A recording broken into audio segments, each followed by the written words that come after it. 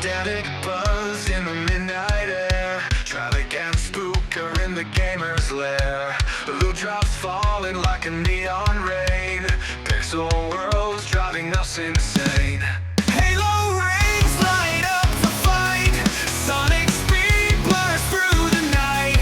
Diablo's demons in the dungeon's breath. Path of Exile paths leading to death. Live farming gossip in the glow. Digital whispers in the flow. EverQuest dreams keep us alive. Dead by daylight screams collide.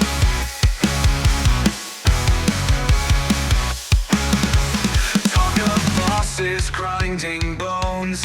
Legends born in gaming zones. Quests that stretch beyond the frame. In this podcast we name the game. Controllers on the heartbeat song. Spooker's laugh keeps the vibe strong.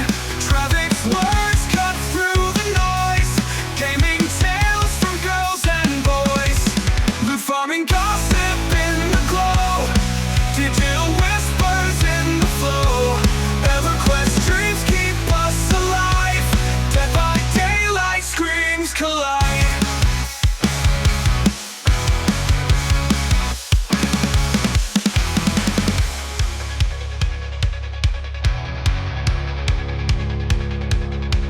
Controllers hum the heartbeat song. Spooker's laugh keeps the vibe strong. Travic's words cut through the noise. Gaming tales from girls and boys. The farming gossip in the glow. Digital whispers in the flow. EverQuest dreams keep us alive. Dead by daylight screams collide.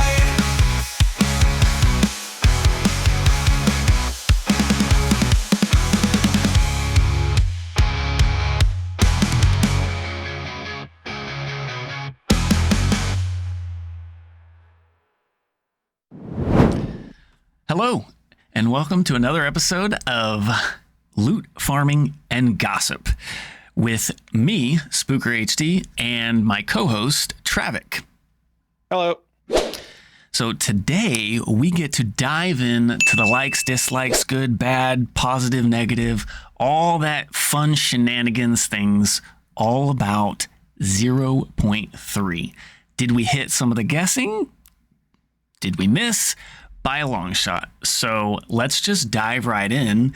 And Travic, you've been on one build, the most recent build, I should say, for longer than anticipated.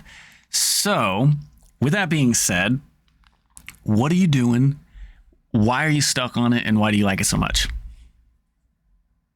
Well, I'm playing this really cool variation of Twisters, where you get to just kind of relive your life as a Diablo 2 Windrude is the best way to put it. And you get to essentially create this character that summons this huge tornado or this big like the hurricane around your character. And then you're able to use that hurricane to empower a bunch of little Twisters. And it's this really cool. It like, you know, I make the reference to Diablo 2. It's this really sick reference of like, it reminds me a lot of like my old school days of playing like a druid and doing bail runs. So it's got a little bit of a nostalgia factor, and it's also like disgustingly strong. There's got no other way buffed. around it. It's just disgustingly strong. It's ridiculous. Yeah, It's I mean, absolutely ridiculous. last league, I was following your leveling guide because you were further along and you like had figured out the problems of like getting through leveling, and I had the same feeling last league, like with that build. I just got stuck on it. I took it through endgame. I took it through all the content. I think I did everything but T4 pinnacle bosses on it, and it wasn't because I don't think it could. I think I just didn't have the time or get around to it, and it got a buff, but then it got a surprise nerf, which call it a nerf, call it a bug fix. Me personally, I don't think those two things correlate with each other. I feel like if it's a bug causing it, it's not an actual nerf, which is a hot take, cold take, however you want to look at it. If it nerfs your power directly, that is a nerf where it's like, this is overperforming, we're nerfing it, rather than this is a bug fix and it's not supposed to have 17 different multiplicative pools to boost your damage from. So this was just a movement change, right? The bug was causing further distance for the attacks, right? Yeah, the claim was that whatever they changed in 0.3 caused the skill to move further than anticipated with attack speed. So when they fixed the bug, your skill didn't move further along with attack speed, and it pretty much cut the distance that the skill travels in half. So you lost on the bug fix like 90% of your movement. I saw that, and it's crazy because I was running it last league, and it didn't go nearly as far as it was going at the beginning of this league when you first started the build, which is crazy, but it was definitely not going as short distance as it is now. So I think it was supposedly, from what other people have told me, most notably there's a guy named Snoobie who's playing it, and another guy named Crash and Tuna who's playing it, and they're both PoE guys.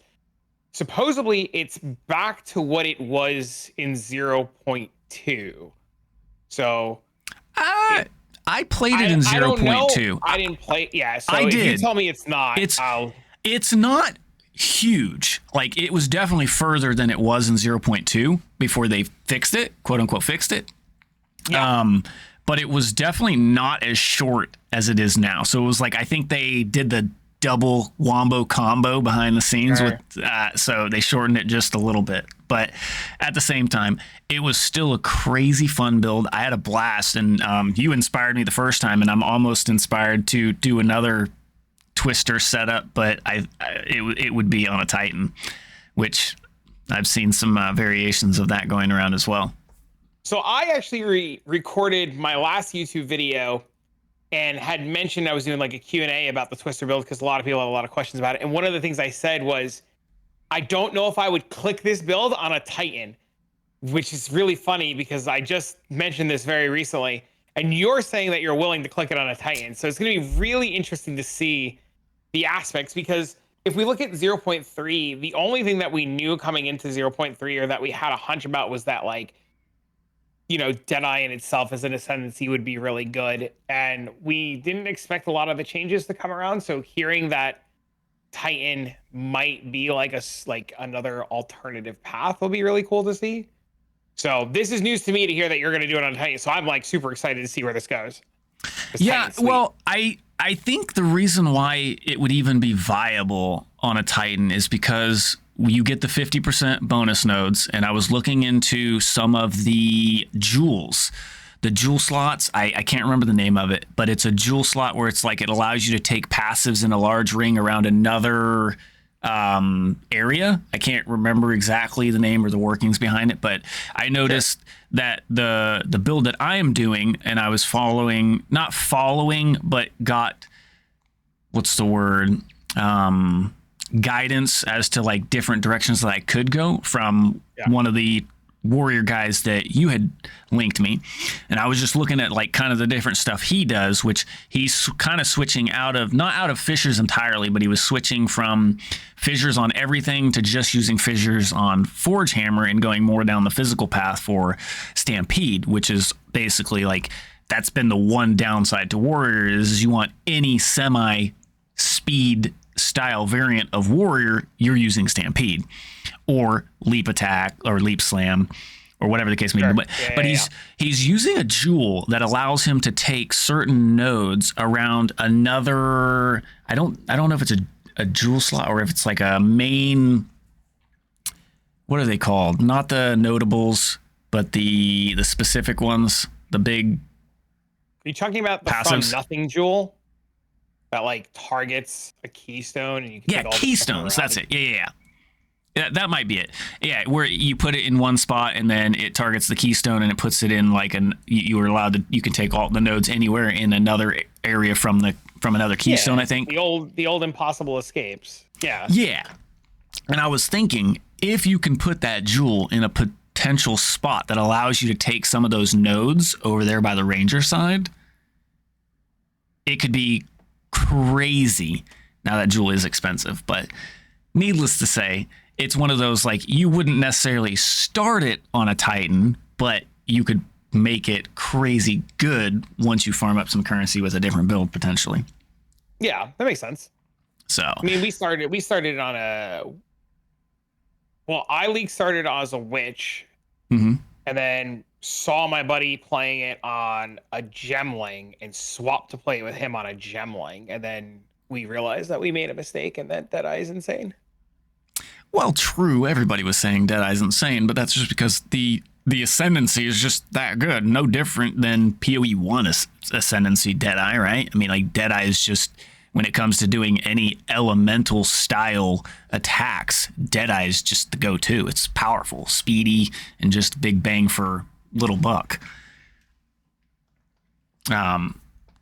Yeah, you started ED Contagion. You swapped over to what, the Gemling?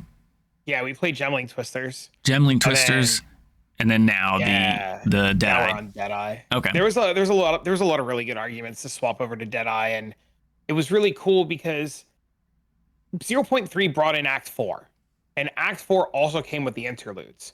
Mhm. Now, if you haven't had the chance to start, I know you have, but for people listening, if you haven't had the chance to start point 3 yet, Act 4 and the interludes are pretty daunting. They're pretty long. You know, Act 4, not to give too much away, has like all these islands that you can explore, and the interlude has another 3 separate areas. So in itself was very daunting because it's long, right? And Path of Exile 2's campaign in itself is really long. So what's really cool, it came out of like re-rolling so many times, is we were able to find a really cool leveling variation of the Twister build. Mhm. And we were able to go through the entire campaign in 5 hours, which was really cool. And now I'm not a speed racer or anything, but re-rolling so many times plus twisters means you could do a really fast campaign.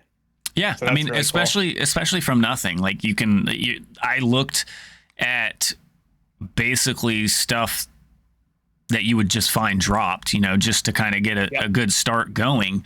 Outside of like crazy uniques that just make it really good, but you can literally do the leveling, which I did in 0.2 from your guidance, Yep. super fast, like probably one of the fastest campaign clears. Like, as soon as I started doing that, I was like, everybody was complaining about campaign hard, Yeah. getting deleted. And I'm like, really? Where? Everything's dead before I get to Yeah. it. And 0.3 brings a lot of really interesting choices to things like that. yeah, and I think one of the biggest key features when it comes to diversity and trying to work with this whole combo system that they're trying to force upon us, which I'm okay with, but we were very, very restricted, almost to the point where my combo did less damage than my setup. And it was like, what's the point to combo Yep. if I can just make my my first setup just as powerful, or vice versa? Yeah, So makes sense. with that being said, I'm absolutely loving the fact that we can use multiple of the same support gems on different skills. Now, you can't use the same support gem 5 times, but being able to use that 35% damage increase on both your setup and your combo is a game changer, and I'm loving Very it. much so. I'm loving it. I think that's a big change that came to point 3 that we just weren't really expecting. We made a lot of predictions about what would come to the table, but having them allow us to use multiple gems on a skill or multiple gems across multiple skills was not something I even saw. Like, I never thought they would revert back on that.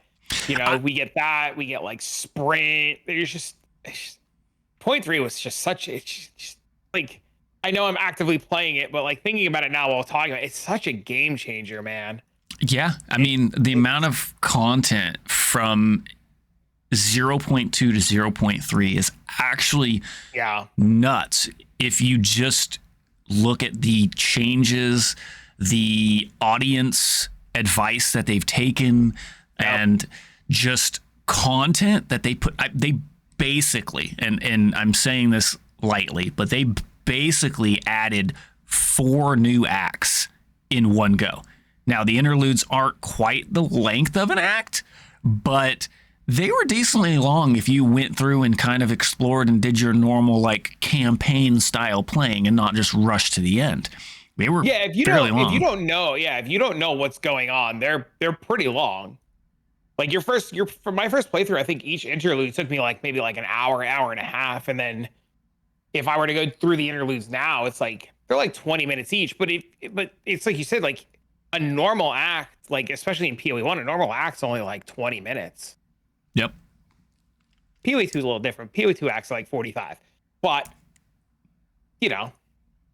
Yeah, which they're trying to make the game in general a slower paced game. I won't say necessarily slower in the speed of gameplay itself, but just the general base speed of the game is slower in PoE2, and that's kind of why I think even with sprint, it's still, you still feel that like they want you to slow down here and slow down there and all that good stuff, which is cool. I actually like the little bit of a change of pace, which, you know, a lot of people will reprimand me for that idea, but you know, everybody want to go speedy, go fast, finish, kill, go fast, faster's better, number go higher, better.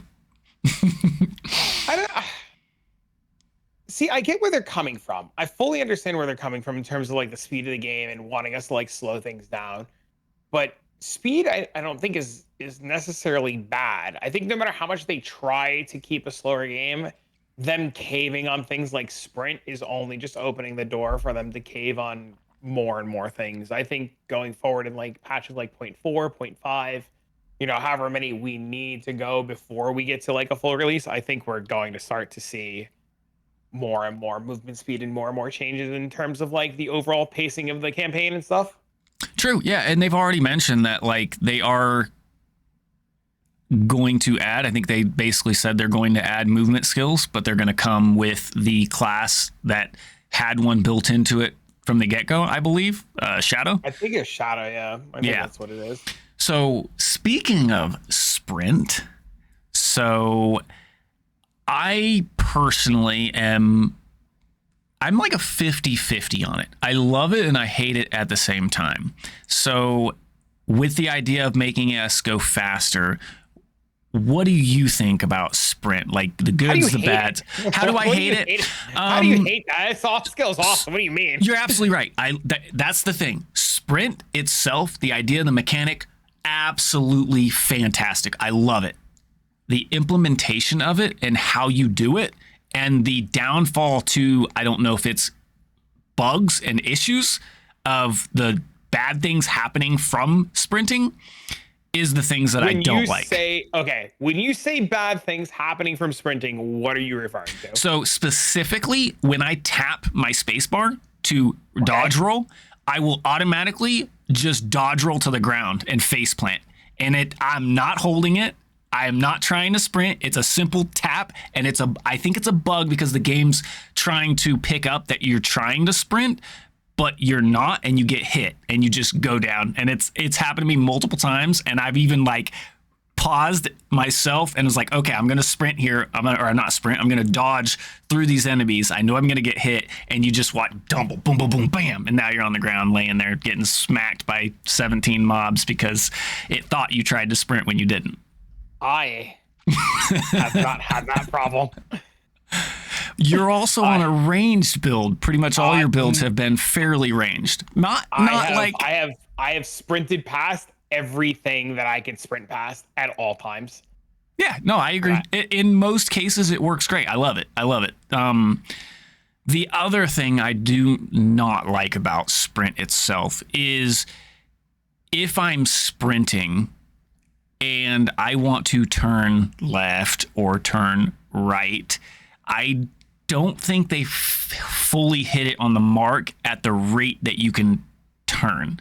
I understand you shouldn't be able to just zig like the Flash and just 90-degree angle just turn immediately, but I mean, have they watched anybody actually sprint and try and turn? I mean, I don't know. I think this is definitely, I don't know, maybe people who are listening can weigh in on this one, but this feels like I hate to say it to you, buddy, but it's a player problem. Yeah. I mean, there's also there is a world where I'm speaking from a place of privilege and that other people listening are having this problem, and I just, maybe because I haven't fully had an issue, But like since day one, sprint has just felt very normal and second nature. Like the way that it moves, the way that it turns, the way that it can handle the character. But I've played other games that have had a similar mechanic. Like the movement reminds me a lot of like Black Desert Online, a lot of the EverQuest that I've been playing recently. So like maybe it's just I come from like a world where I'm used to these types of movements. It could be possible, but the definitely the tapping dodge roll and the game believing you're going into sprint. I've had multiple people tell me that that's the case. That's weird. I haven't personally had that one, but I could see how. I know there's a setting. I don't know if you have it on or not, but this is definitely something you should look into later. But there's a setting that says you can automatically sprint from a dodge roll. And I had to turn that one off because it wasn't giving me the control that I wanted over my sprints. Like I would try to like dodge roll, and it would dodge roll, sprint, dodge. So maybe there's a world where that is doing it and you just have that on and don't realize it's on. That's a very good possibility. I know that I turned on the continue to sprint without holding it. That one I do have on. That is literally what I'm referring to. I thought there was another one where no, that's what I'm talking about. I had to turn that off because it was. So you hold it while you sprint? I don't sprint anymore, man. Obviously, yeah. Before that, I was holding it because it gave me better control over my character. Fair enough. And that might be the case then. That might be an issue. But it shouldn't be an issue is my point, I guess. Like if I'm tapping it, it should definitely know the difference between a tap and a hold. But sure. Understandable. I mean, if you look at, I think it's designed with the idea of controller implementation in mind. Oh, 100%. Because you get way more control with controller. Oh, yeah. Yeah, you were so used to like playing like old school Mario and stuff, like holding like the B button to sprint. And that makes sense. Yep. Yeah, it could be a controller support thing. Yeah, very, very, very well. Very well could be. So, yeah, outside of that, though, I absolutely love the sprint mechanic, especially playing on a slow movement warrior. It just makes it very nice. It makes it feel very, very good. And I'm pretty sure sprint scales with move speed, right? I believe it is a set rate. Oh, it's a set rate. Knowledge. Okay, so if you get enough movement speed, you can move faster than sprint potentially. I mean, whirling slash moves faster than sprint. Oh, well, yeah, but that's attacking. That's not move speed. Well, you can also make 60% movement speed boots. True. Very true. So I believe there's a world. I don't know if the movement speed boots stack with sprint because I don't have the movement speed boots. I haven't had a reason to make them. Right. But it's definitely something that, if somebody listening knows, they can tell us. But it's definitely something very easy for me to like go put these boots together really quick and go test it out and see what happens. So I've done Trial of Sechemus runs where you can get Harefoot, right? Or Rabbit Foot, whatever the hell it's called, for the 40% movement speed. I don't have any movement speed on my boots right now. So it's a noticeable difference when you get that 40% extra. And it feels... maybe it does then. It feels to me that, it does affect your sprint run speed as well. So I don't know. Maybe that is the case. Maybe it's not. I don't know. If you know, let us know. Enough about sprint. I love it as a whole. I think there is some mechanical issues that could be tuned, but again, could be player issue, player skill, Sure. But the next biggest thing, probably the best thing that has ever come to. Sorry, I killed your build up. I know. That's my job, to kill a build up. You're setting a pace and you're describing the story, this whole thing, and it's like the auction house. But I mean, it's like there's nothing that even comes close to the addition of a mechanic like that. It's so many players have had so many issues, and there's good and plenty of bad that come with the auction house. And there's plenty of bad, but there's so much good.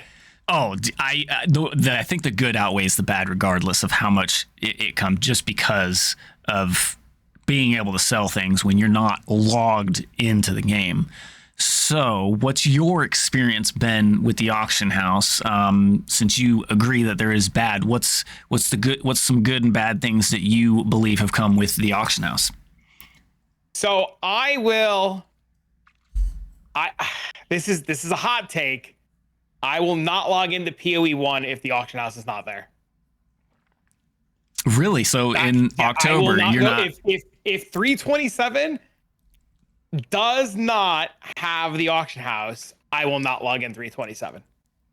Dang, that big of an impact, huh? Yeah, it is the most game-changing thing, period, ever, period. I agree. That's heavy. So, That's heavy. yeah. No PoE one with if No, you heard that, GGG. You're gonna lose half your audience.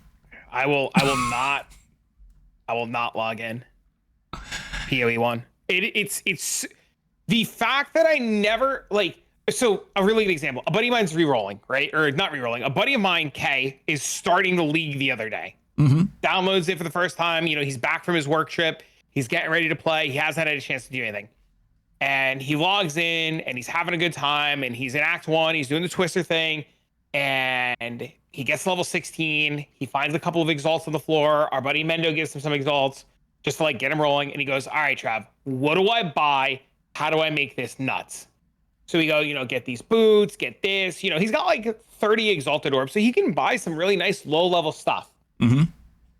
He comes back to me half an hour later, 45 minutes later. He goes, Trav, I got a problem. I said, what's up, man? He goes, Mendo gave me this currency. You gave me direction where to go. I can't get the items. Nobody responds. What am I doing wrong? And I say, oh, you're just going to use it. Not thinking, I said, oh, you just have to use the instant trade system. And he goes, the instant trade, dude, I'm not in Act 4. I can't do that. So I said, holy shit, you're right. I said, give me your currency. So I hop in a call with him. He gives me his currency. I was like, watch this.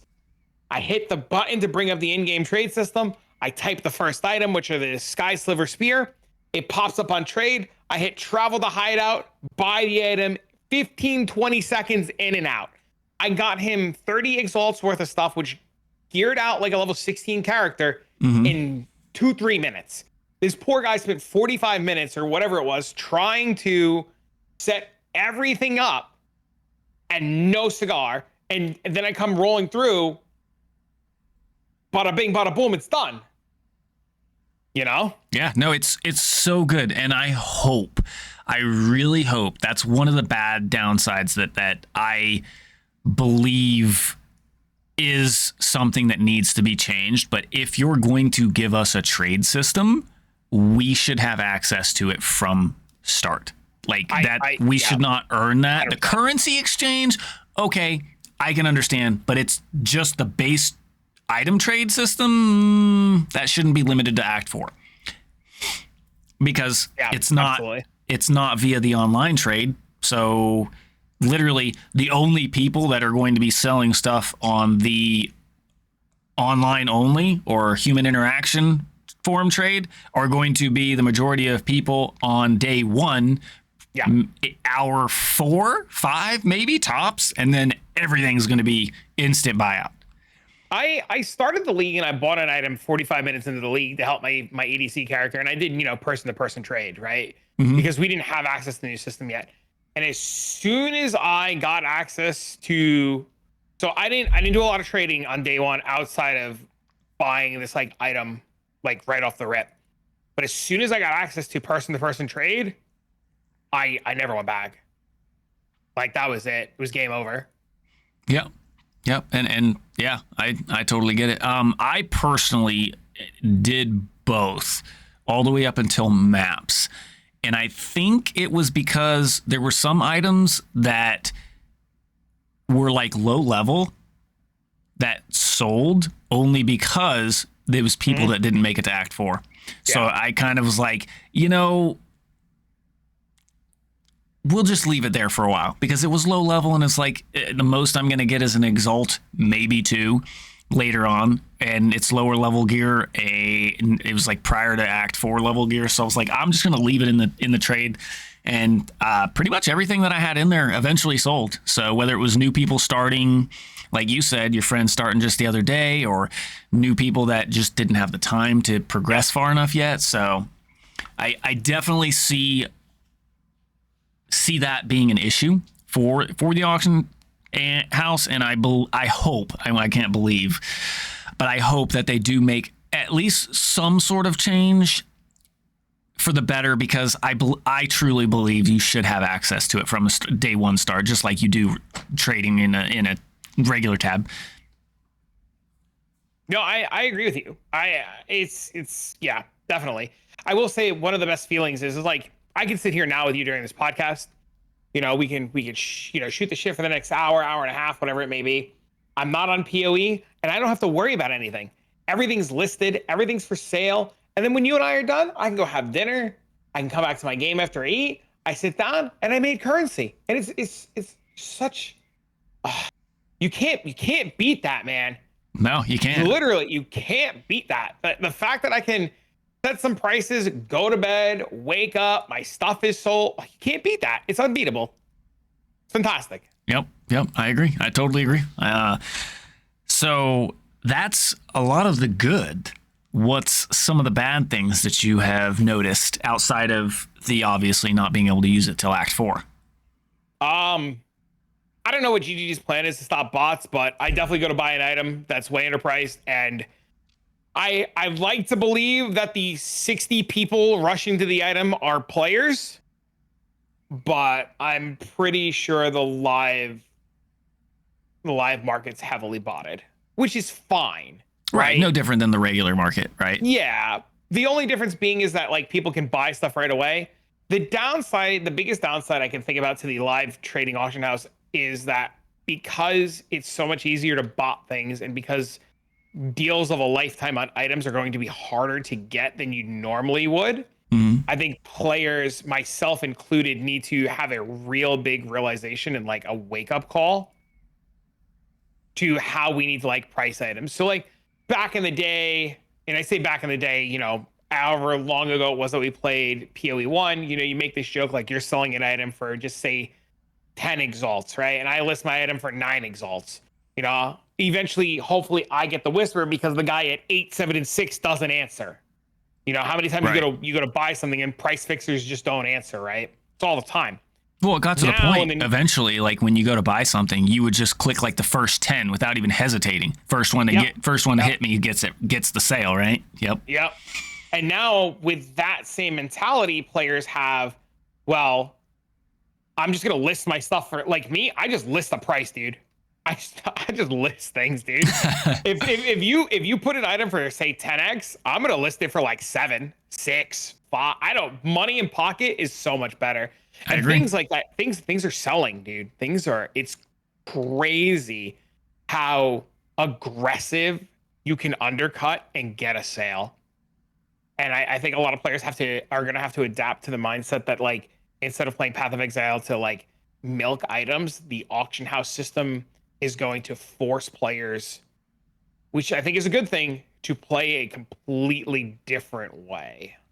I agree. In terms of like buying and selling and obtaining items.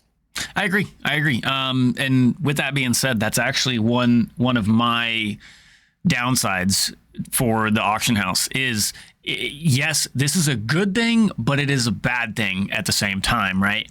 Where I can list an item for 10x, and because you know the only one near it is up there for, we'll say 12x, and I post it for 10, then you undercut me with 9, then the next Jimmy undercuts you with 8, then Timmy undercuts him with 7, and the next thing you know, all these really good items that you would normally sell for 5 to 10 exalts during this, you know, whatever time frame you are, because obviously as we go further into the league, the more supply on the market, the less demand, the cheaper the prices just generally get. But we'll just at a fixed rate, you know, 10, 7, 5, 4. Next thing you know, you got all these really good starting items for 1 exalt. Like I could go on to the auction house right now and pick up a full slew of gear for less than 15x because everybody is trying to outmarket everybody else. It'll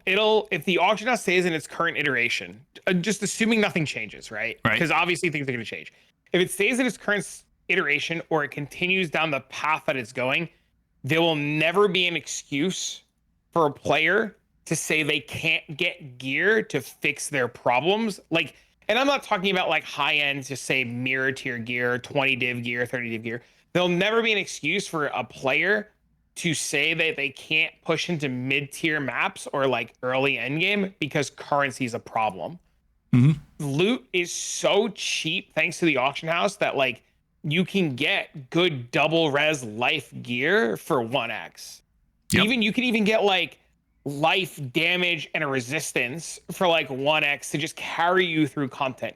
Now, granted, it won't be the best thing in the world. You're not going to get like tier 1 resistance, tier 1 resistance, tier 1 life, but you can get tier 2, tier 3, and just be cruising when normally, like you said, that'll cost you a little bit extra, not a whole lot extra, but a little bit extra. Yeah, no, I mean, yeah. So, I mean, like I said, that in my eyes, that's both a good and a bad. Good being the availability of loot and getting stuff is never going to be a problem, right? And bad as in trying to sell stuff, you got to be more on your game. You got to pay attention to the market fluctuations. You can't just throw everything in a tab. Now, you can still throw everything in a tab. Some stuff will sell, but to get efficient selling now, you're going to have to pay a little bit more attention to the market, which isn't necessarily bad. So what I do, and this might help people who are also in the same boat, I get a bunch of items, I do my little farming session, and then I list all my stuff, right? And if I list something, say, I just finished farming before I come to the podcast, I list this item for, we'll just say 100C or 100X, just for easy sake, or like 2 divs or whatever. Right. I'll hang out with you 3, 4, 5 hours from now, doesn't sell. I lower it from 2 divs to 1 divs or 100 to 75. I then go to bed.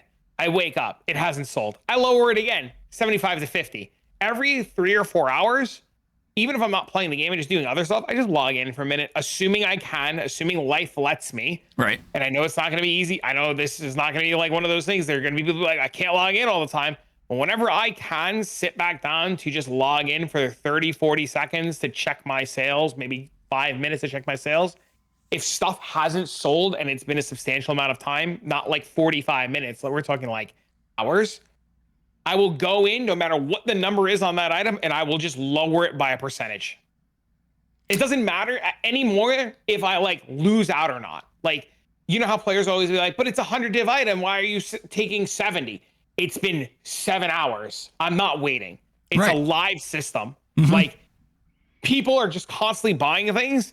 And in a world where you had to be logged in, yes, you can min-max a little bit, especially if you're the only person with an item. But now that everybody has access to everything at all of the time ever, why would Jimmy wait for me to log back in at that price when he can just live search it and Susie puts it up? Yep. No, I agree. I completely agree. That's actually another point that I was going to make, is that when trying to get a good deal on stuff, you live search stuff in the same concept, right? You know, somebody does post it up and you try to be the first one, obviously race there. But also, that's also a good thing though, right? Life is busy, right? So you can only log in for 30 minutes here and 30 minutes there, or maybe even shorter than that. You have stuff listed. You only have to log in however long it takes you to load up the game, log in and go to Ange. Boom. That's all you need. And if stuff, like you said, if stuff's not selling, you bump it down until the next time you can log in, making it more easy and less excuses as to why your stuff can't sell. So now I'm fortunate, right? I get to play this game a lot more than the average person. So during the school week, I get to play while my son is at school because my job is content creation, right? So I'll get to play those 3-4 hours during the week, or, bring him to school, he goes to school, and then I play until parent pickup. So I have the opportunity to play. After he's done, I have to do dad stuff. I've got to give him a shower, read him a book, hang out with him, cook dinner, help him with homework if there's homework. He wants to go outside and play, or he wants to go to the park, like life happens. And I don't get the opportunity to sit on PoE anymore as much as I used to because my son is older. And now at the end of the night, after he takes a shower and his bath, he wants to have a nighttime snack. I give him some cookies and milk or whatever he wants. He sit at the kitchen table. I can get up for 2 seconds, walk over to Ant, like turn the game on while he's having his cookies and milk and watching a little show or whatever, and go lower the price of all my stuff if it doesn't sell. Right. And Exactly. it's fantastic. It's fantastic. It's fantastic. Absolutely fantastic. Yeah. So I'm all for it. I hope that GGG implements ways for us to use the live auction house system to like even mirror items. Nope. One of the other negatives that I will put towards the auction house, which this is, like you said, this is just the first iteration of the auction house. I'm guarantee almost, I won't say 100% because, you know, some things just don't, but 99.9% chance that there will be a second iteration where there's adjustments, fine-tunements, and changes. Yep. And with that, I hope they bring the price checking third-party app killer, which is, let me take my item, click a button, and it inputs everything on that item into the in-game trade search. So if I want to adjust the values and say, okay, well, I want to do plus or minus 10% on the values, I can adjust that, but I don't have to go in and manually enter every affix on said item that I just found in order to price check it. Or use a third-party price checker, which in my personal experience is 90% of the time wrong because it's only pulling up on-site trade for whatever reason, or some ridiculous price because it doesn't exist for some reason, because whatever the case may be. So that is one thing I do hope they bring is, you know, an automatic input my item into the in-game trade section, which would be absolutely great. Outside of that, I agree. Yeah. Outside of that, I don't think there's, outside of like just good and bad because of the online economy and online players themselves, I don't think there is really any negative things to say about the auction house. I mean, because it's iteration 1, it's going to change for the better, and we'll see what they're going to do to potentially try and drive bots further away from controlling the market. They can't ever stop them, but they can definitely do some sort of market manipulation control in some manner or another. I definitely think we're going to see some changes without a doubt. I mean, if they have to, right? Maybe. No, yeah, absolutely. Maybe. Absolutely. There's definitely issues with it for, right now as well, too. Just not knowing whether certain affixes are this or certain affixes are that, and it's easier input your item. Yeah, I'm pretty sure they said something about adding that in there, too. Anyways, so we hit Sprint, we hit Auction House, we hit Gems. There was one other. Act 4 is beautiful since you're going down the list. Oh, yes. Yes. Okay. Yes. Act 4 and the interludes, even though they've said the interludes are not permanent, they did say that they would incorporate the interludes in some other potential aspect of the game. So with Act 4 is King's March and Karui, the Karui Islands, right? Without giving away too much detail for those people that haven't quite had a chance to sit down and play yet, that are still going to. What did you think about Act 4? What were the goods, the bads, and all the experiences that you had while going through it the first time? The balancing was off in the interludes. All right, just focusing solely on Act 4. Act 4 was beautiful. It's fantastic. It was awesome. The islands were great. The storyline was great. Leading into Toda was great, or the Trials of the Ancestors with like the whole what's her name, Navali, and all of that stuff, and her saying it's not your time, come back. Like, as a PoE1 player who played when that was a thing, like I know what's coming, and like the setup for all that was just like Bro, I remember playing Act 4 for the first time and going, if this, like, did they lie to us? Is Toda in the game? Like, am I gonna go play around with Toda right now? Like, I was so excited. Oh my God, I was so excited. And then she was like, come back later. And I was just like, No. ah. Yeah, and how about her reappearing on your waypoint every time in your hideout? That she needs to fucking go, dude. Holy. I will agree. I actually had a blast going through Act 4, but I had an experience in Act 4 that was different than the other 3 acts. And I don't know if maybe I just don't remember whether or not I did this the first time around, or if it's new. I felt myself wanting to actually explore the different areas, because there were times where you would find something at this dead end that was rewarding. I mean, I wouldn't say that it was like a specific reward, but it just felt more rewarding to actually explore rather than just beeline it straight to the end quest objective. So that is a feeling that I agree with you. And I told my community and everybody who asked me what my plan is for PoE point 3, I said every time they add a new story, like story arc, or campaign wise, you will only be able to experience it once. You will never, ever get to experience it for the first time ever again. So I was in the same boat as you. We got to Act 4. I got to each island. You know, each island took me like 30, 40 minutes, whatever. And I did, dude. I explored everything. Oh, so good, man. So good. Yep. So Act 4 being great, and then it being excited to jump into the interludes.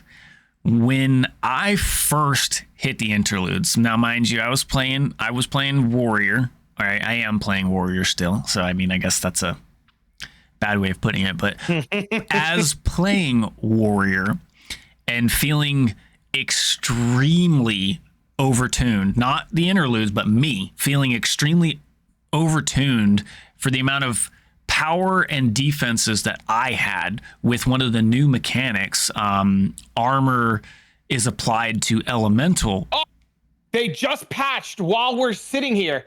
Fixed the bug where you were unable to dodge roll out of sprinting while the keep sprinting while moving option was selected. Oh shit, While we're baby. recording. That's sick. Hell yeah. I told you it was a thing. I just got out. I looked over at my other monitor. I saw a bunch of pings coming through, freaking out. I was like, oh my God, is the world burning down? And it's a bunch of people like cheering. Hell yeah. That. Yeah. The exact wording is, fix the bug where you could be unable to dodge roll out of sprinting with the keep sprinting while moving option selected. Okay, and that's probably what was causing my issues, because it wasn't letting you actually completely dodge roll. It was still considering you sprinting, so you just face plant. Boom.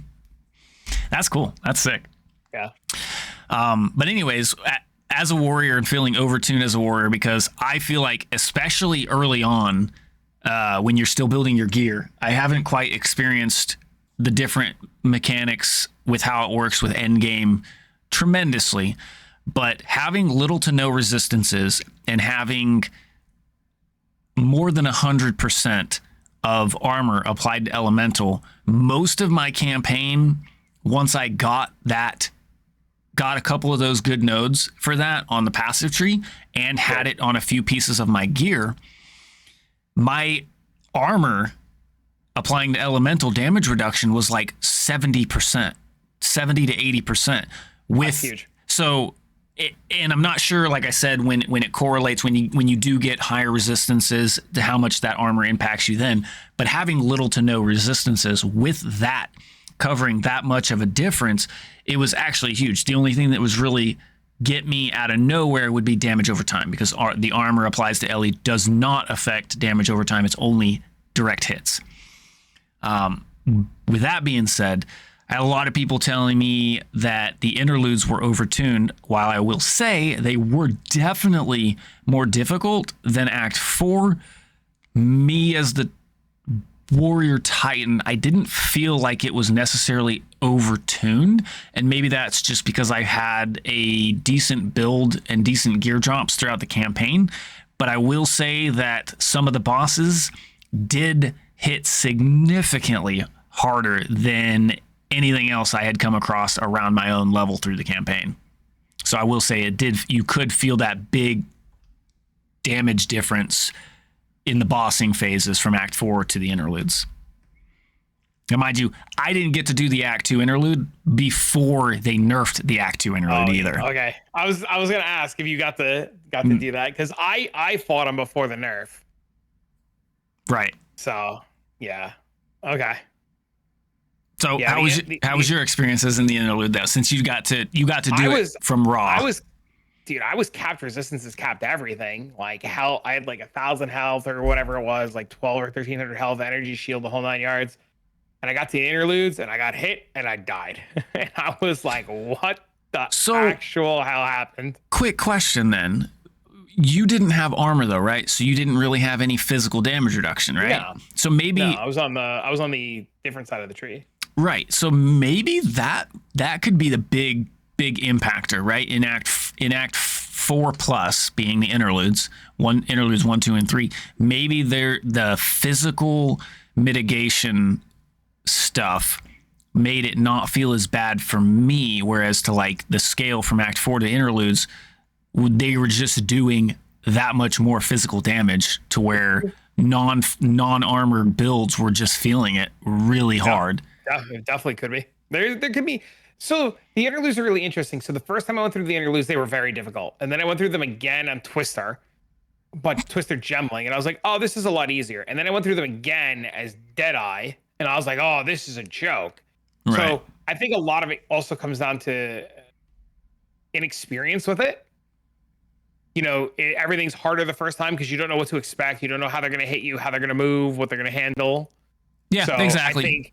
I think you were at a huge advantage with this whole armor mitigation thing, while players that didn't go down that route and went down the traditional route of things were at a little bit of a, I'll say, disadvantage. Yeah, I will say, yeah, I agree there. I think armor reducing the physical mitigation, that could be the reason why it didn't feel as impactful to me, is because the physical damage ramped up more than normal, which I did notice I was taking more damage for sure in the interludes, but it wasn't enough that it was like I was just getting my ass kicked. But with the campaign and 0.3 and what we already talked about, there's the biggest thing that came with 0.3, and that's a league mechanic, right? And the league mechanic is one that a lot of people from PoE 1 loved. The Abyss mechanic, going down deep, dark holes and getting lost, right? So far, I absolutely love the Abyss mechanic, but as a warrior, or better put, as a melee class, I feel hugely disadvantaged to some of the main fights in the Abysses. I feel like when you come across the end of an abyssal depths, you always run into this rare dude at the end. Yep. And they always have this green ring around them. Yep. And I'm not sure exactly what it does, but I do know that I can't heal for shit against it. I can't really get too close to it without like run in, hit, run out type of shit. I feel like something needs to be adjusted for melee in some manner, because from what I heard, it basically like shuts down your regen. It's actually doing damage to you, so you're losing health when you're anywhere near it. And you just, as a melee, just get fucked. It sucks. I have to do everything in my power to try and use my most furthest ranged melee attacks, whether it be Sunder, Hammer of the Gods, or... You have to stand in that whirlwind to deal 8 damage. Right, that's what I'm saying, but you got to do it at the furthest range so that you can pop out of it so that you're not dying. So that's rough. outside of that, I noticed even as an armor based class with with max resistances, and I haven't maxed my chaos resistance. It definitely feels like it's a little overtuned to start with. Now, once you get your build and your defensive layers all set up and good to go, it doesn't feel as bad, but I do feel like the scaling at the start of end game content, the Abyss, the current Abyss status is a bit higher than it should be when being introduced. I think it definitely needs to be tuned a little bit. I'm sure that'll come in time. Oh, of course. But it's definitely harder than it needs to be, without a doubt. I think the biggest letdown, if we were to talk about things, isn't so much the damage that the mobs are doing, but I definitely think Abyss itself is really good. I'm trying to think of the way that I want to word this. Abyss itself is really good. They did a great job of designing it. They did a great job of implementing it in maps. But I feel that in the Abyssal Depths, it's very weirdly lacking. So at the end of like a base Abyssal Depths, like you get that rare, like you said, and like you kill it and you get a chest. It's like whoop-dee. But even like the bosses and stuff for Abyss just feels so underwhelming. Very underwhelming. I think everything above ground in Abyss is amazing. And then as soon as you go below ground in Abyss, it's just like, meh. It's okay. Yeah, I feel like there could have been a little bit more depth to the depths, if you know what I'm saying. Yeah. So they had a really good opportunity to make that, like, it's really cool. Like the going down into the hole, the fact that there's all cool stuff in the hole. You know, there's mobs. It's definitely a better iteration of Abyss than PoE 1, but it just feels, I don't know if I can put my finger on what's lacking, but it feels like something's lacking. I agree. I will agree. But the mechanic itself is great. And the mechanic, yeah, I'm gonna be very sad when we lose the mechanic. Well, not if lose, we lose. but it's not lose. I don't think we'll lose it, but like it won't be on every single zone. You know what I mean? Because that's just how it's been trending, that you have to like put it on your zone and on your map. So I'm sure we'll get okay, gotcha. Yeah. some sort of way to proc it. Yeah, that makes sense. As with any league mechanic when it goes to standard. True. But with the Abyssal League came new crafting. And that crafting, on top of the other additions to crafting with your greater and perfect orbs, up to what, chaos? And then alchemy is the first one with no tears. Alk has no I think it's Alk annuls chance. There's very few without extra tiers. Yeah, it's the higher ones. So you got transmutations, augmentations, regals, exalts, and chaos. They all have your greater and perfect, which I think is a great, absolutely phenomenal addition to the crafting system, because now I do not feel bad at all burning up my transmutations or augmentations or even exalts at times, because it's like, well, when I'm going to do end game crafting, I'm going to want to use greater or even perfect, maybe. You know, I don't think I found a perfect exalted yet, but they are very rare. That's what I heard. They're like divine worthy almost. They're worth like time of recording 2.5 divs. Okay, so they're more than a div. Okay, so that's cool. And that's just the idea behind that mechanic, though. I think they absolutely hit it so well. You know, like the minimum level modifier that you'll get is like 40, I think, 35 or 40 or something like that. So it's gonna be like T4, I believe, or higher. Guaranteed. I believe that's accurate. I think it's eye level 40 for greater and like 50, 51. Okay. We could double it. Like it's very easy to like go pull it up and double check. I just don't have it in front of me right now. I'd have to like log in. No worries. But just the idea behind it is all that really needs to be touched on here. But I think that's absolutely astounding. It's so good to actually like do two things, right? People aren't going to be afraid to use the lower currencies because you're going to be getting the better currencies later on, or when you're actually going to craft these mirror tier items, you're not going to be using your regular currencies. Now, I don't think I use regular. I don't even think I've had regular ones on my filter since like day 2. I'm sure you pick up regular exalts though, right? Since that's the base trading. Yeah. But the other ones, that makes sense. Yep. That makes sense. Even like right now, like. So earlier today is a really good example. I was doing a bunch of farming in simulacrums, and they drop a lot of I-82 bases. Mm-hmm.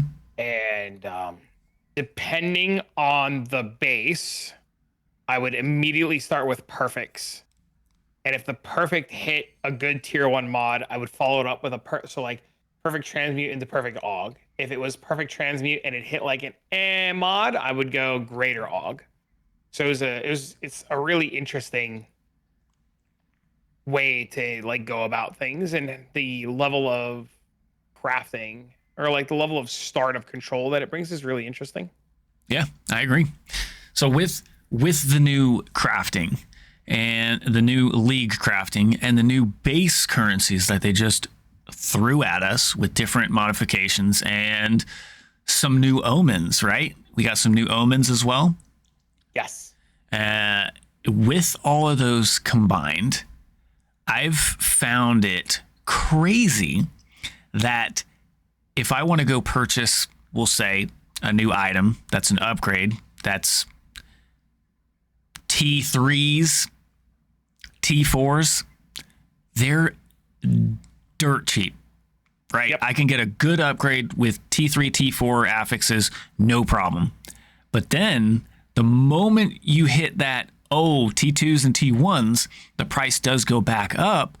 But because crafting is so good, it's not unobtainable to get some of these T1, T2 items if you even choose to buy them and not craft them yourselves, which is huge. I think the whole new crafting system and all the stuff they've introduced, I don't think it's going to stay the same. I'm almost positive they're going to change it to some manner or another. I do feel it might be a little too easy to just print whatever item you want. But I do think... Why is that bad? It's not in my eyes, but I can definitely see how GGG, coming from the aspect of what do we have to grind for when we can print all T1 perfect gear? What's to grind for after that, right? So I could see them adjusting it, not changing it, but adjusting it to make it either some of the currencies that allow you to do this a little bit more rare or some manner or another. I personally love it. I love the fact that I can spend 5 div in currencies to craft the stuff and get T2 plus gear and exactly what affixes I want. And if not, I can just use some more currencies to attempt to redo it, which is awesome. I love that. Yep. Yeah, it's I think it's really good, and I think it's gonna be really hard for them to reel it back.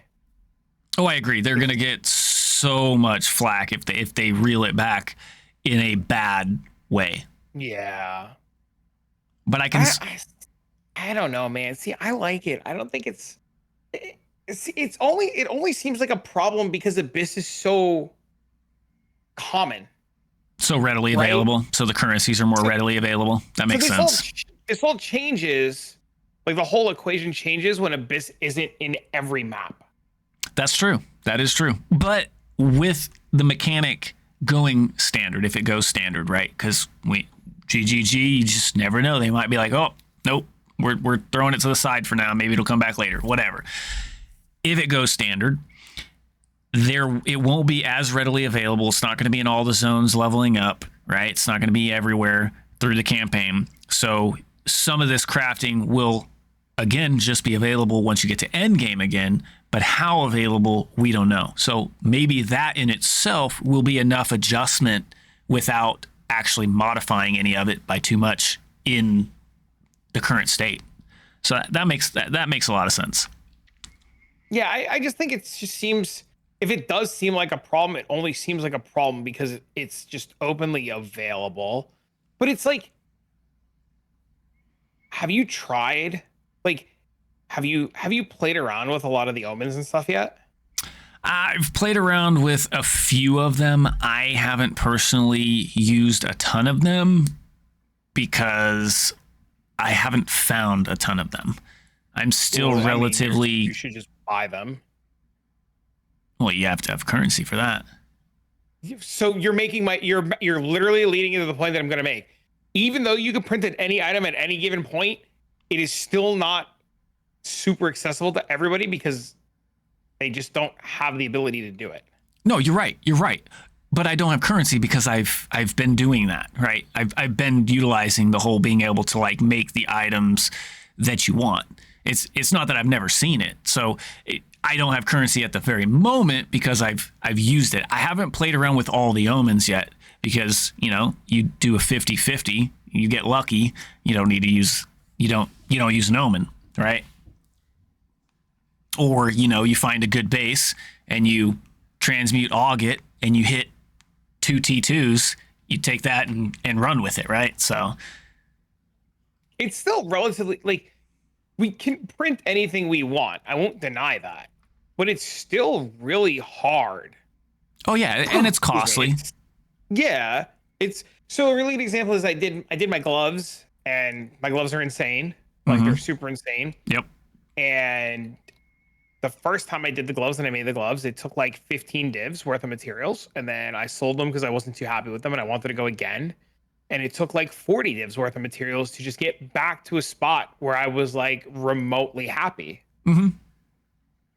So like, even though the stuff is readily available and I can print any item I want at any given time, it doesn't mean that it's always as easy as click a button, right? Like you still have to work for it. You still got to work for it. You still got to figure out how to do it. And I mean, knowledge is been power in PoE from the get-go. And I will 100% agree with you.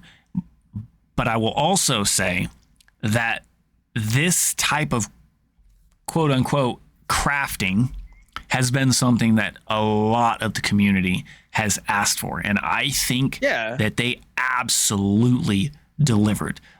Like in PoE 1, you can print any item you want if you have enough currencies. Now you can say you can do the same in PoE 2. And I love it. I love the ability. But like you said, I think it will get tuned to some extent when the Abyss mechanic isn't on every map that you run. Right. So it'll just make. I don't know if they can get rid of it in any meaningful way without having problems. True. Well, we will. One thing that I did notice, and correct me if I'm wrong, all of the omens from the Abyss mechanic are not on the ritual stash page. Correct. Okay. So I'm hoping that changes, but we'll see. I was actually kind of surprised that they weren't on there, but it being a league mechanic, it makes sense as to why they wouldn't just add it immediately. Well, I don't think it's ever going to go onto the ritual page. They're different things. Well, yeah, they're found in ritual. Hold on. No. Ritual omens are found in ritual. Desecrated omens are found in the Abyss. They have completely different mechanics and do completely different things. So none of the, they're just drastically different. Well, the desecrate things, yes, but I'm referring to the actual omens. The omens are in the name. I found them both in the Abyssal Depths and in ritual. But they share, just because they share a name doesn't mean that they come from the same place. Right. Absolutely. Yeah. No. I wouldn't have said that if I haven't found some of the Abyss omens in But Ritual. no, but they'll never go to. What do you find in Ritual? You don't. I think it was one of the only effect prefixes, I think, which is an Abyssal omen, correct? No, the homogenizing one is not a desecrated one. The Abyss, to my understanding, the Abyss specific ones are the ones that deal with desecration mods. Okay.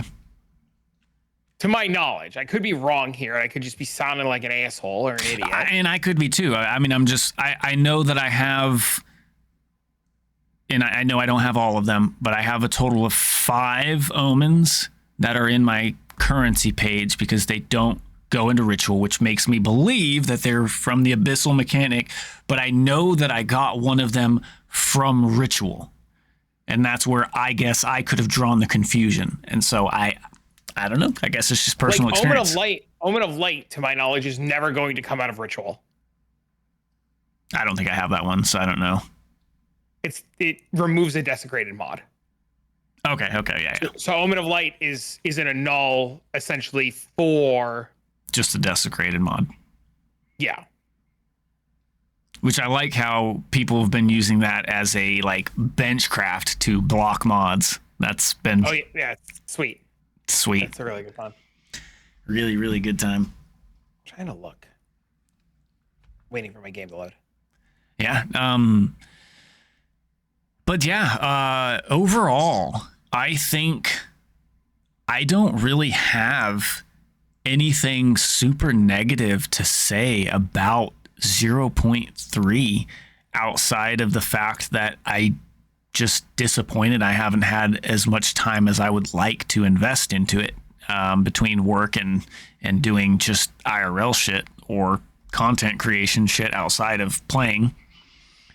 The Abyss omens are green with unique outliers such as the symbols of the 3 gods, Amuman, Kulamak, or whatever the hell their names are, and the Ritual omens have the symbol for King of the Mist on them. Gotcha. I'll have to take a look. That's what it looks like right now. Yeah. But I mean, I guess it wouldn't surprise me if omens technically do come from Ritual, that they put them in that loot pool for now, before it becomes a standard mechanic But if Abyss goes core and all the stuff can be gotten out of Ritual, what's the point of running Abyss? No, I completely agree with you. Abyss could just potentially give you a higher chance because you're not fighting against all the other omens that do come from Ritual, so it'd be still better. But why would you do anything other than Ritual then? Because there's so many more options and so much more ways to make money just doing Ritual, right? And even like the king, like you just do Ritual. It wouldn't matter that they were in Abyss. You wouldn't even go bother because you would have to have access to King of the Mist and everything. Well, the desecrate stuff you're saying only come from Abyss. Right, but you're saying if those go into Ritual because they're called omens. Just the omen parts, not the desecrate parts. You would still have to do Abyss for they're all called omen of something.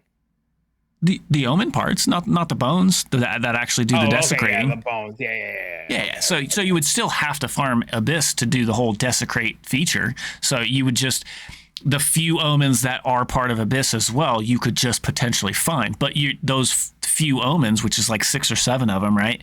You would be fighting against all the other omens. So efficiency, you would still do Abyss if you were looking for the Abyss omens.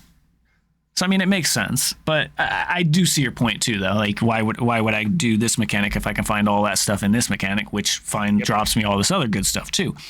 But again, it all boils down to an efficiency factor, right? So, but crafting, A+++ in my eyes. I love it. I love the being able to roll items, even if they're not the absolute greatest, but roll items for relatively cheap while deterministically getting, we'll say, 70% of my item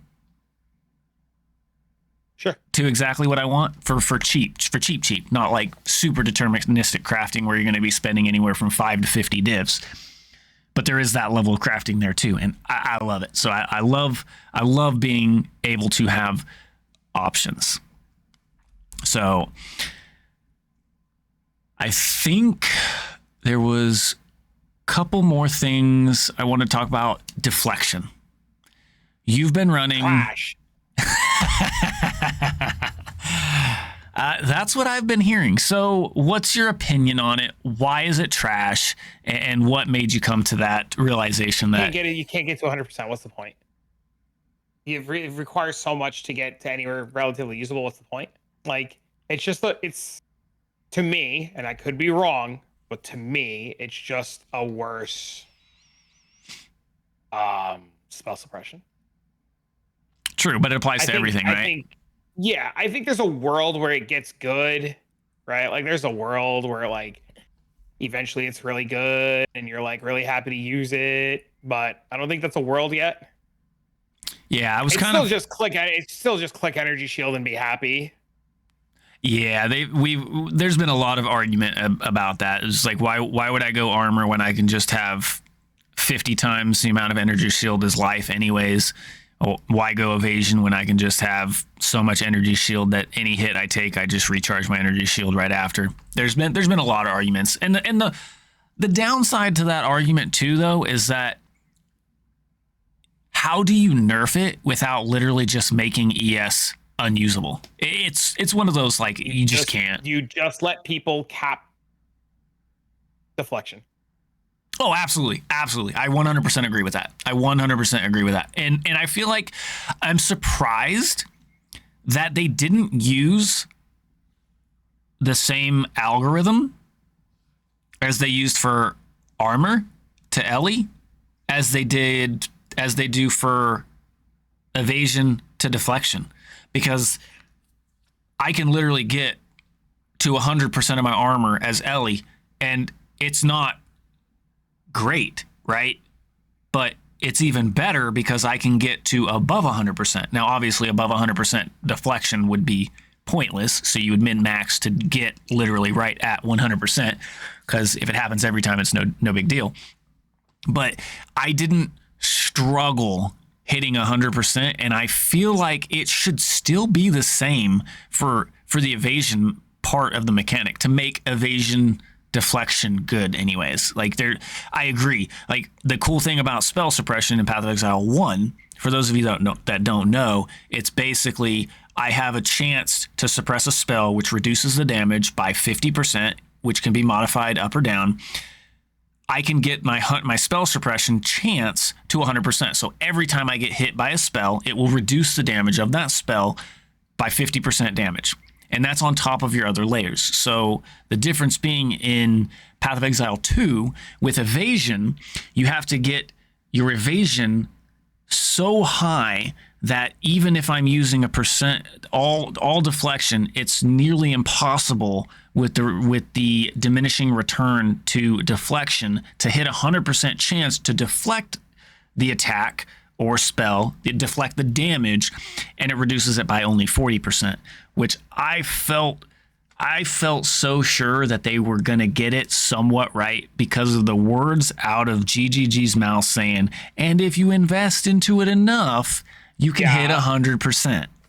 Yeah, I don't think they thought that one through. I think that's going to be, let me rephrase. GGG has showed us time and time again that they have a plan, and we just don't have all the pieces. There's probably a world where deflection is insane, just not yet. True. And I do feel like if they made it too easy to obtain, then people running the other defenses would just run hybrids, and it would just be the absolutely, I run hybrid. If I'm an armor class, I'm going to run armor evasion. If I'm an ES class, I'm going to run ES evasion, right? And then if I'm an evasion class, I'm probably going to run armor evasion or ES evasion, right? And I don't think they wanted that either. So we'll see how they fine tune it, and hopefully they get it into a point where if you're pure evasion, you can easily hit 100% deflection. But if you're hybrid, it's going to be extremely extremely high investment to hit anywhere near 100 if you're running hybrid defenses, which makes sense. That's understandable. And I think they tried too hard and made it almost unobtainable even for just pure evasion. We'll see. We're still dealing with an early access game, which a lot of people forget that this is early access. This isn't the end state. This isn't the end all be all. This is what we get. This is how it works, and deal with it. So if you have something that you dislike about the game, take that advice, post it on the forums, let them know. They've already proven with adding sprint and adding the ability to use the same support skill gem on different skills that they're listening to the community. So it's very valuable that you too take your ideas, post them to the forums, take your complaints, post them to the forums. Don't just go say, hey, this sucks. Tell them why it sucks. Because then maybe they'll take that and they'll re-wrap up whatever it is that you think sucks and make it not suck for you. Yeah, true. So I think that's the majority of the topics that I wanted to make sure we hit. Was there anything that you had in mind after what we've already discussed that you wanted to add into there?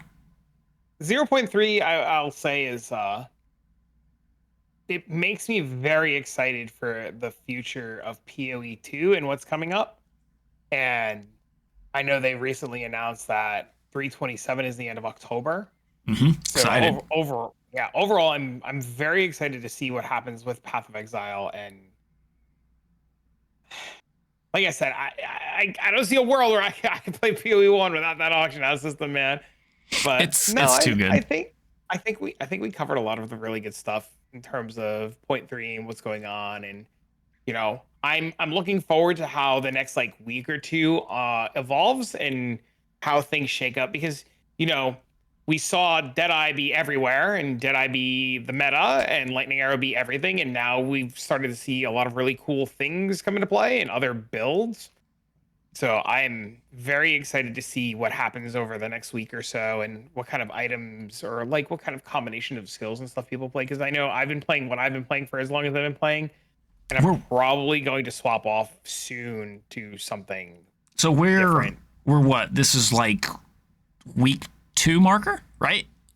It's early, yeah. Yeah. So it's really early. We still have, I would say, at least another 6 weeks of a lot of people trying different stuff. I think the first 2 weeks is typically where people take their league starters off and they start doing the quirky, funky, let's try this shit out, let's try that stuff out, whatever the case may be, because I do now have the currency to kind of craft some crazy gear for this, experimental build without being dead broke. Or, you just happen to find some really kick-ass gear and you're like, ooh, I wonder if I can make that work. Yep. So, I'm definitely looking forward to see some of the stuff that the community cooks up. I'm super excited. I absolutely love the new spells, the new attacks for Warrior. I only have one thing to say about Warrior outside of I love it, and that's I really wish we had something to get us around other than the standard same old leap, slam, and stampede, because that's typically where most Warrior builds devolve into. That's just the fastest around that we can get. With that, weapon swap whirling slash. You know what? I tried that. And it's not that it was bad, but it was that I didn't have the gear to make it perfect. And the most I could get my whirling slash up to was 4 attacks per second. And that's with all the attack speed nodes around the Warrior, which there's actually quite a few more than I realized when I actually set that up. And 4 with the bug fix thing that they did was just not faster than sprint. So sure. Okay. Fair enough. But I'm sure there is a world where that does work, and we'll see. Like I said, I'm excited to do some, now that I can actually farm end game and do some end game stuff. I'm excited to see what kind of craziness we can cook up on the warrior. With that being said, on our way out, let's talk a couple things that you would like to see come to or change in the next patch with the 0.3, what we've seen and experienced now. I'll go ahead and start. For one, I would love to see some extra things around the auction house and sprint being changed and adjusted. I'm excited to see if we get a new class in the next patch, which I'm almost on the edge of, like, I wouldn't be surprised if we see more than one, but mainly I would like to see some more mace options. It seems like most builds boil down to the same, this is what I'm getting on my mace and this is what I'm using. I would like to see some more mace classes, not mace classes, but more mace options, maybe possibly implicits. And I would definitely like, my biggest change that I want to see come to the auction house is being able to input our item. Like, number one, hands down. I know I said that earlier, but I'm going to reiterate that because that would make the third-party trading app obsolete, and I would love that. Sure. That makes sense. I can definitely, I think it'd be really nice if you could just like have it fill in the items in the thing and hit the search button. Yeah. Yeah, which I think they said that they were going to be working on some sort of implementation like that. It's just not, they wanted to give us the system and I'm 100% behind them on that. They got us the system, and boy, do I love it. Mm-hmm. Yep. I agree. I just want more weapons. I don't play with more weapons. I almost I don't care said about that. the classes. Just give me the weapons. I almost said that, and actually, now that you do say that, that's actually exactly what I think I mean. Because I love maces. They're fun, but they're just so fucking slow. Like, they're just god-awful slow. And like I said, they're fun. They got a big bang for their buck. But I would like to see some other melee weapons. There was a two-hand, not two-handed, but there was a dual-wield like vampire sword that was found in 0.1. It was like, they look like swords out of the movie Gladiator, like old Roman gladiator swords. Mm-hmm. Yep. Those looked really cool. And then we never heard anything else from him again about those. And I was just like, well, we know that's the duel list. So like, can we just have the swords? Like, it's fine. Duel list can come later. It's fine. I just want to play with the swords, man. Yeah. Or like traps. Like I'm not too thrilled at the idea that you have to equip your trap, but I'm like really interested in seeing how it plays out. So I just want weapons, man.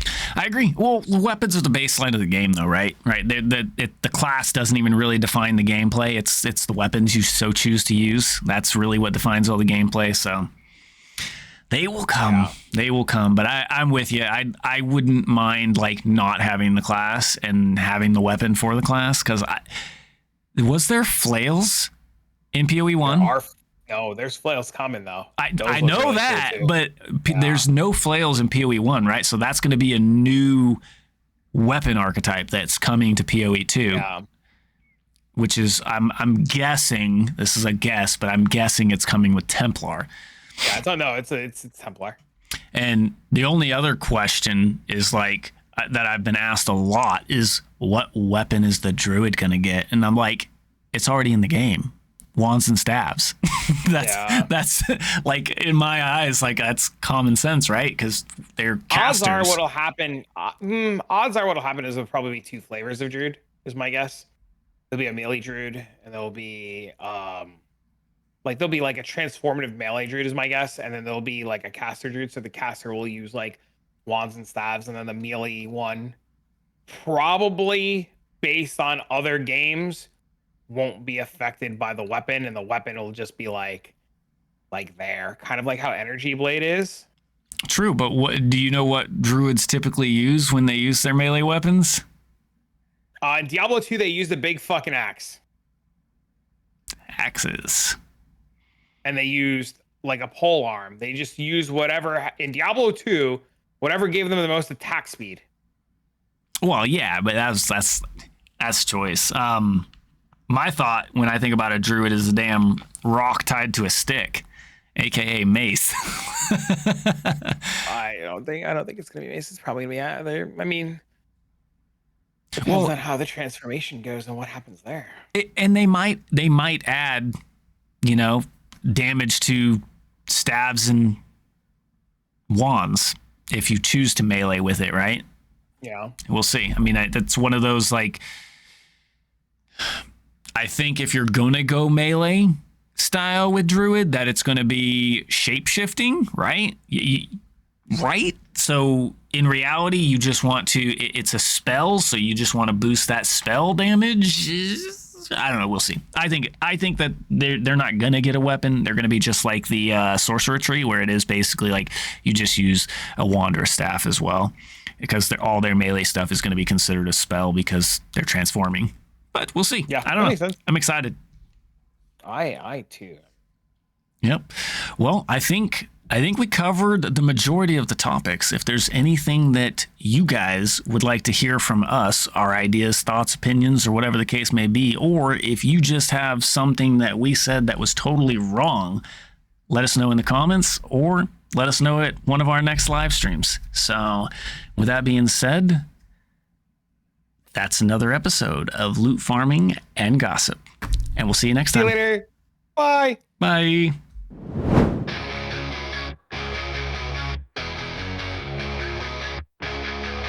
Static buzz in the midnight air. Travic and Spooker in the gamer's lair. Loot drops falling like a neon rain. Pixel worlds driving us insane. Halo rings light up the fight. Sonic speed blurs through the night. Diablo's demons in the dungeon's breath. Path of Exile paths leading to death. Loot farming gossip in the glow. Digital whispers in the flow. EverQuest dreams keep us alive. Dead by daylight screams collide.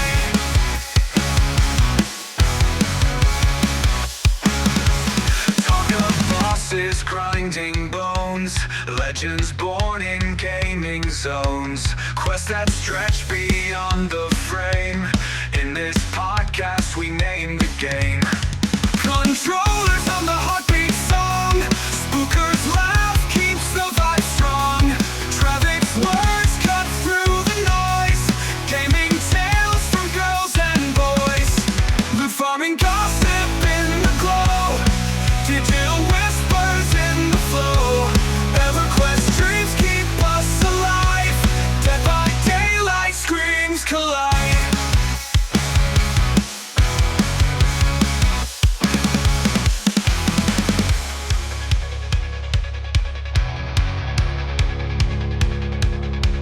Controllers hum the heartbeat song. Spooker's laugh keeps the vibe strong. Travic's words cut through the noise. Gaming tales from girls and boys. The farming gossip in the glow. Digital whispers in the flow. EverQuest dreams keep us alive. Dead by daylight screams collide.